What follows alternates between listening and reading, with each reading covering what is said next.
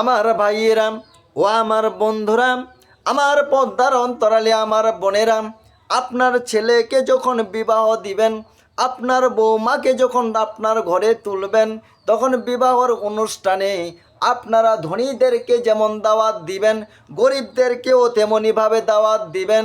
রাসূলুল্লাহ সাল্লাল্লাহু আলাইহি সাল্লাম বলেছেন, সেই অলিমার দাওয়াত কতই না নিকৃষ্ট, সেই বিবাহের দাওয়াত কতই না নিকৃষ্ট, যেখানে শুধু ধনীদেরকে দাওয়াত দেওয়া হয় আর গরিবদেরকে বাদ দেওয়া হয়। সেই অলিমার দাওয়াত কতই না নিকৃষ্ট, সেই বিবাহের দাওয়াত কতই না নিকৃষ্ট। আমার ভাইয়েরা, আপনারা আপনার ছেলের বিয়েতে আপনি ধনী দরিদ্র সবাইকে দাওয়াত করবেন, খাওয়াবেন। কাদারা দাওয়াত খেয়ে আপনার ছেলের জন্য, আপনার বৌমার জন্য তারা দোয়া করবে, সেই বিয়েতে শান্তি আসবে, আল্লাহ বরকত দান করবেন।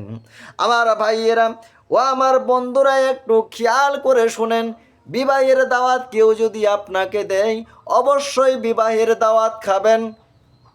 রাসূলুল্লাহ সাল্লাল্লাহু আলাইহি সাল্লাম বলেছেন, যে ব্যক্তি বিবাহের দাওয়াত দেওয়ার পর, দাওয়াত গ্রহণের পর বিবাহের দাওয়াতে উপস্থিত হয় না, বিবাহের দাওয়াত খেতে আসে না, তার ব্যাপারে রাসূল সাল্লাল্লাহু আলাইহি সাল্লাম বলেন, সে যেন আল্লাহ এবং তার রাসূলের অবাধ্যতা করল।